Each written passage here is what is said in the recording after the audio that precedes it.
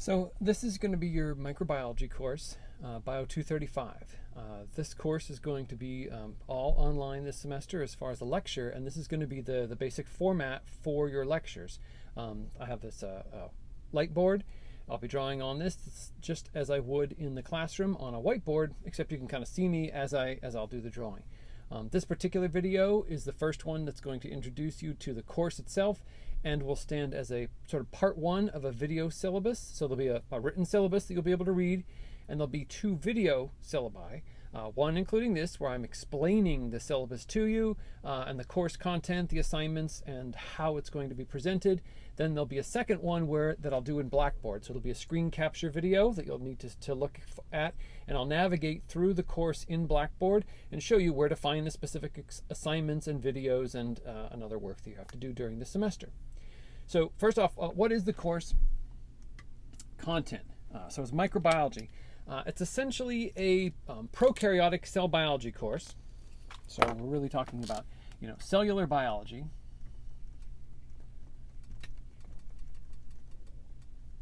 And those are prokaryotic cells. Mostly, primarily. So it's really bacteriology. Is really the main content of the course. There's a variety of other things that we're going to cover, but that's going to be the major focus.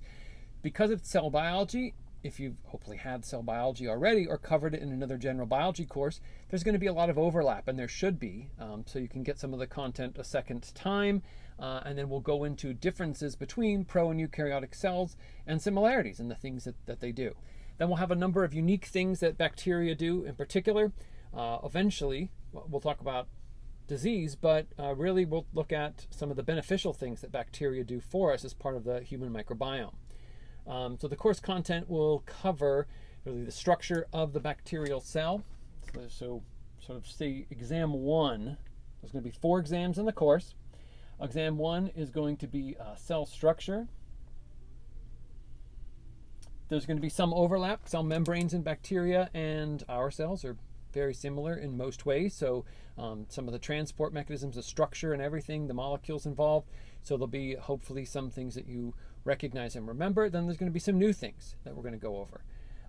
We'll go through all the different parts. We'll look at how bacteria are classified into different groups. So traditional mechanisms, molecular techniques, a whole variety of different things that are used to categorize them. We'll look at the names of some of the groups, and then we'll end with what's called the human microbiome.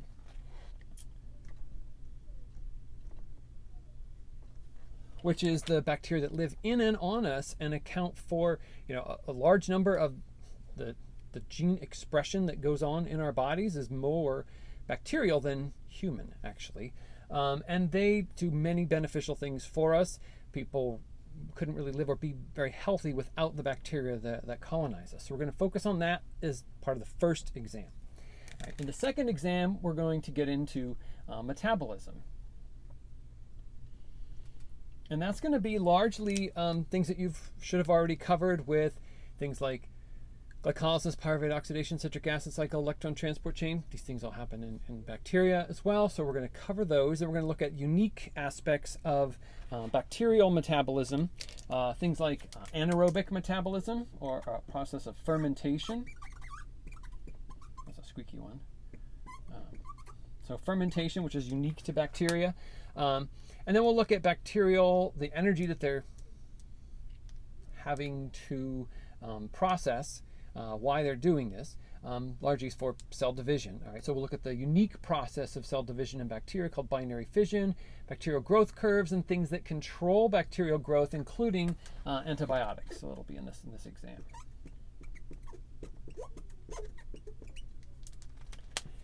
The third exam, again, we'll cover some material that you should be familiar with. We're going to look at the genome of bacteria. So there's going to be DNA, RNA, DNA replication, transcription, translation, those processes. We're going to go over them.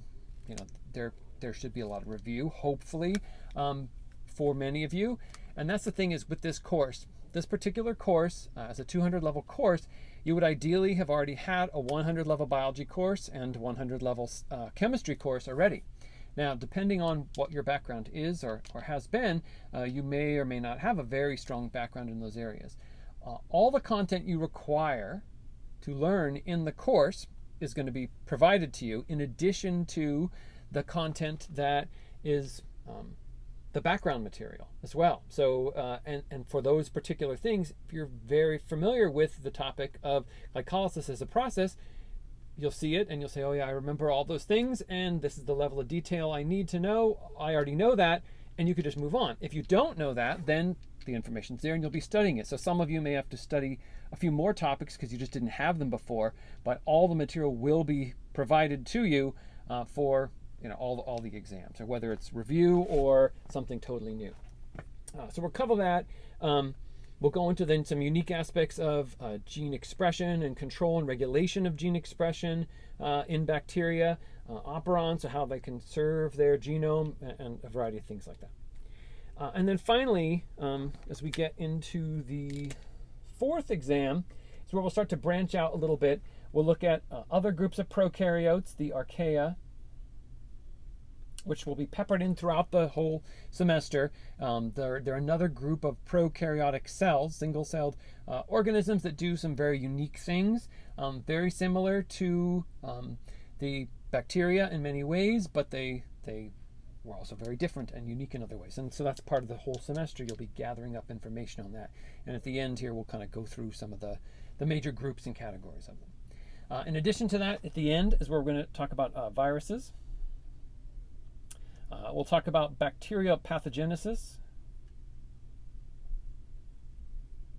And we'll end with the immune system. So we're not going to go much into the immune system, but just an overview, kind of an overview of how it works, your response to infection, bacterial viral infection, different cell types involved, how they mount a response, different chemicals involved, barriers to infection, and all those sorts of things. So that's the summary of the course, which I would go over in the syllabus in the class if you had it in hand, when you should have it on your computer, and that's essentially the overview. So we'll have 4 different exams. Each of these exams are going to be done online.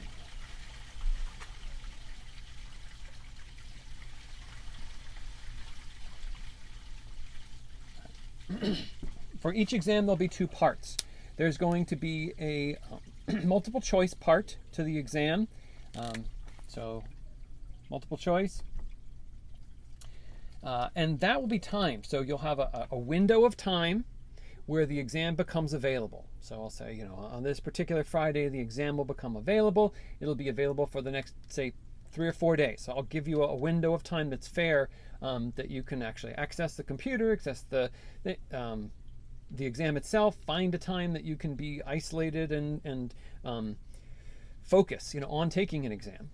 It will be timed also in the sense that once you start it, there'll be a time limit and you won't be able to go beyond that, or it'll just cut you off, right? So because it is online, you may be able to look things up, right? But the time limit that I'm going to set is going to be such that you will be able to read all the questions, read all the answers, answer all the questions, potentially go back and check some of them, but you're not going to have much more time. So if you have to then look up something online or look into the book or look into the notes to try to answer these questions, you're not going to finish, and you'll have zeros for a large number of those. So you really have to study, even though it's an online test, okay? And technically, it isn't open book, but there's no one to prevent you from doing that. The time will prevent you from doing that, okay? So you do have to study. That's the first part. The second part is going to be more of a written part. That'll also involve sketches and drawings and more essay type questions. That you'll have a little more time to do, and we will consider that as an open book resource part of the exam. Given that, if I ask for a lot of detail, I expect to see a lot of detail because I know you can be getting this from a book or from your notes. And if you don't include the information I'm asking, then I don't know why you wouldn't do it, all right? Because you will have lots of time to do that and any resource you want to do it. So I'll expect really high quality answers. So there's going to be the 2 parts of all of your exams, okay? And the final exam, exam 4, the one that's the final, will be a 4th exam. So each of these is going to be 100 points.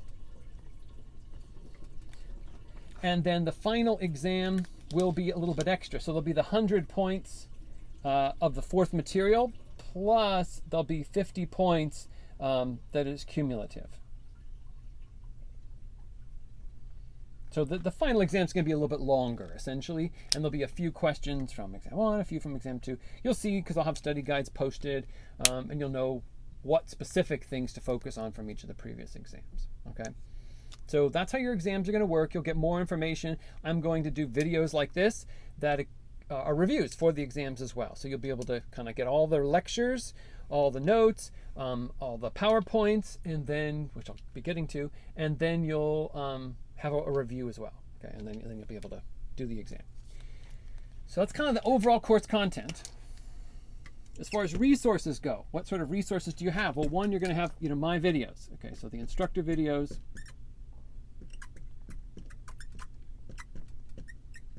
Video lectures. So for every bit of content in the course, I'm going to have a lecture like this where I'm going over I'll have a list of terms, say over here. I'll be doing drawings. I'll list out the terms and label the drawings and explain concepts and whatever it is that we're being covered in the class, okay? So you'll have these sorts of lectures, and they'll be the primary content of the course. I'll have links to other instructor videos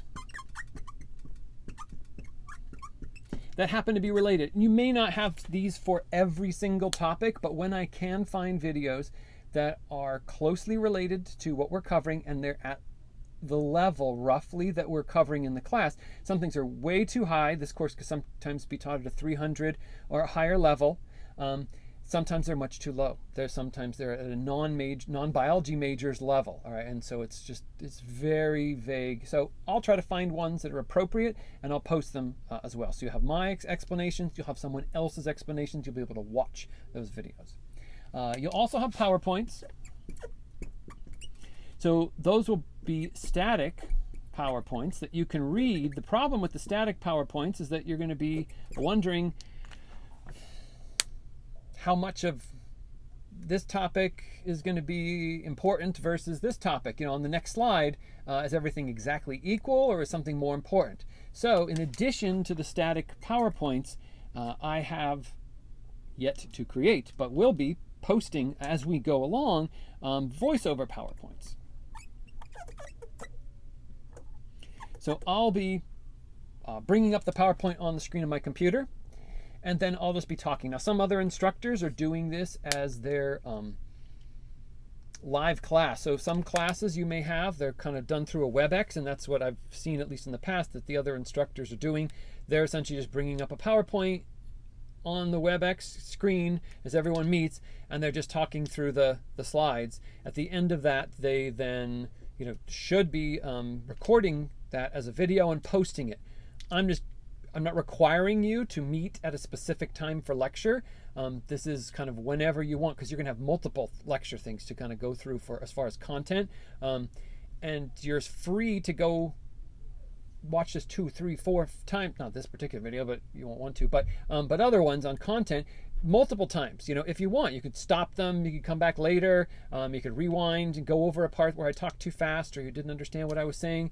So you're going to have that kind of control when you watch the videos, the lectures, how often you watch them, and so forth. So, and you'll have to have voiceovers of the PowerPoints, you'll have actual me drawing and explaining topics, and you'll have access to other people's information.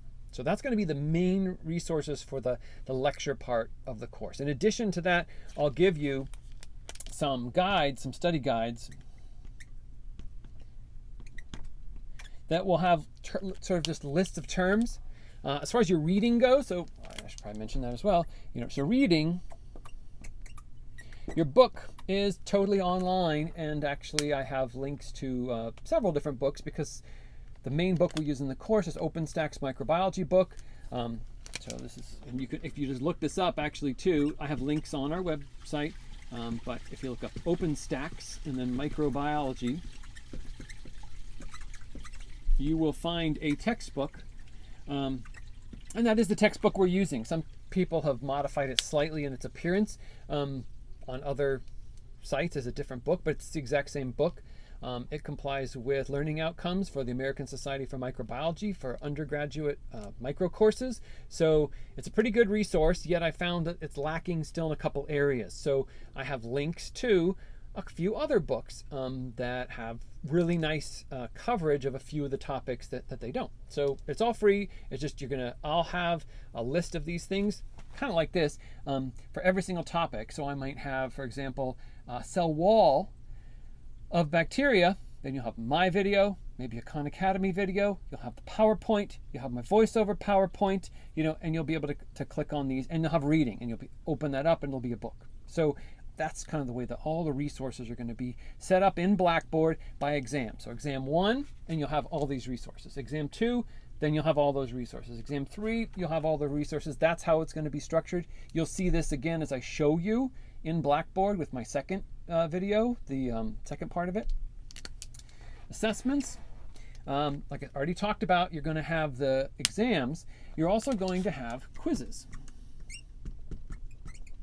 The nice thing about these quizzes is they're totally online quizzes. They're multiple choice quizzes.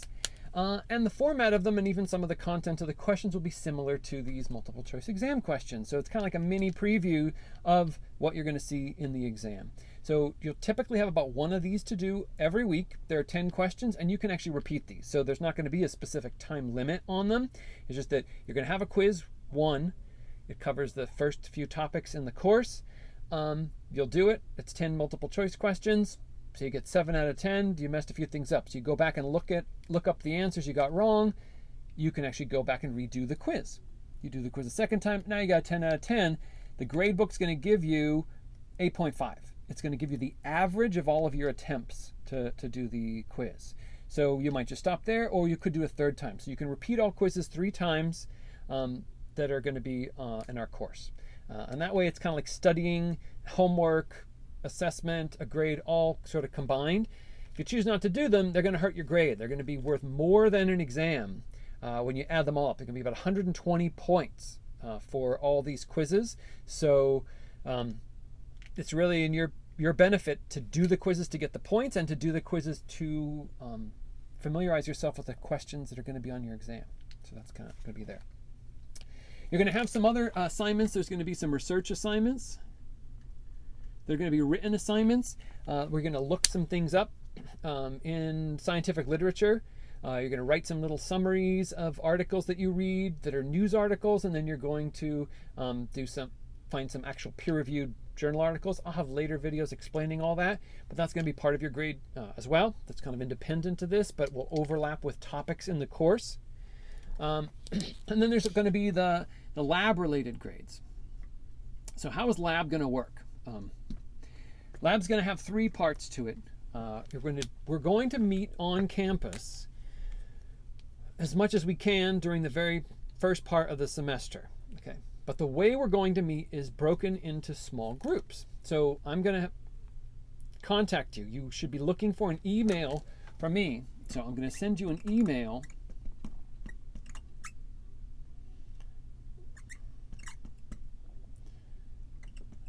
with your cohort number, which is going to be whether you're essentially group 1 or group 2. Okay.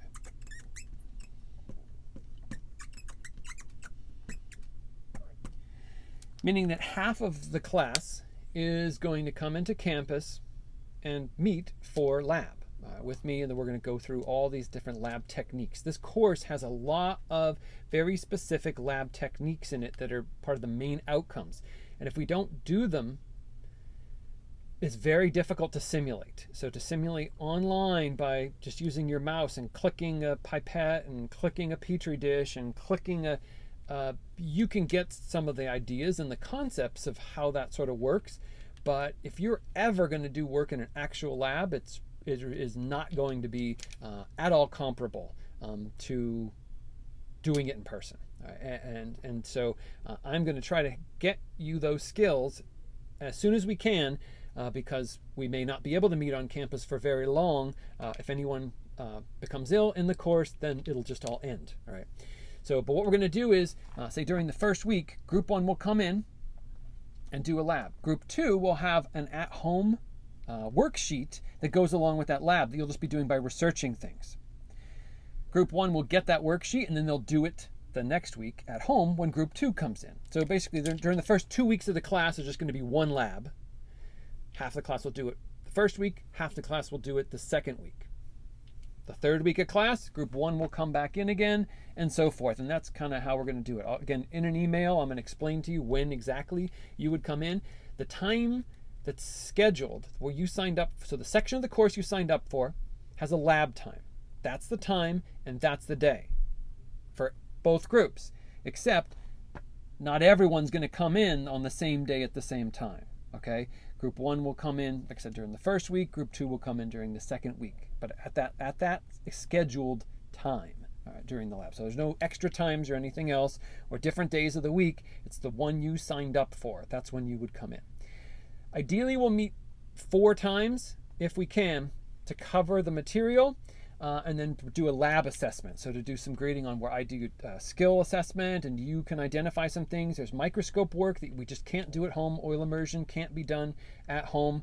But the concepts of microscopy can. So we're going to have, like I said, a combination of, on campus. And then there'll be worksheet work. And then they'll, switch. And then Group 2 will do on campus. Group 1 will do worksheets, and then we'll do that for a while, and then everybody will be doing online labs where I'm going to be just giving you information based on things that you've seen. And then you're going to be doing more of these like worksheets where you're going to research stuff, get information, write things up, and you're going to cover really all the content. I did some of this at the end of last semester when we were stopped, and I felt that actually some of it worked out very well, and I thought some of the students really probably learned quite a bit more even about the content than they may have done during the regular lab. So I like what was going on there, and I think it's good to continue that. But the in-person stuff is really important. So you're going to be doing, and then in addition to that, you're going to be doing some at-home labs. So, or sort of some kitchen labs, what to call them. Meaning I'm going to be sending home with you, after we meet a few times, some materials that you can actually work with at home. So during some of the final labs that we have during the semester, I'm going to ask you to then actually do something, not just look something up on the computer and just write things down or just click videos. You're going to actually do some work at home, some little experiments that you would do in your kitchen, and then you're going to take photographs of some of the results, and then you'll measure some things, and then you're going to write up those results, all right, and turn those in. So your lab grade is going to be a combination of worksheets that you're going to do and turn in, some in-person work that we do where you'll be assessed on skills, and then some little kitchen labs that you do that you'll have short little write-ups for as well. That's the course. Like I said, you're going to have a second video that's in Blackboard. So it's going to be a screen capture of Blackboard where I'll just be talking, you won't see me, and I'll just be navigating through the course, going to the folders, finding the files and opening them up. And then you'll kind of see where everything is and how to navigate the course throughout the semester. Because we will meet in person, you will be able to ask me some questions in person. If you're confused, there's going to be time if you miss stuff and we need to make things up, especially with all the online stuff. I have a lot of flexibility for you in the timing of things. Okay, so don't be too panicked if something happens and then you can't turn in something during a particular week. Just let me know, and then we'll figure out how to do that from that point forward. So again, all the exact details of numbers of how much everything is worth, you'll see in the actual printed syllabus, but this is your overview explanation of the course. Right? So hopefully this will help give you an idea of what to expect during the semester. And the other videos will be much more specific on topics than this.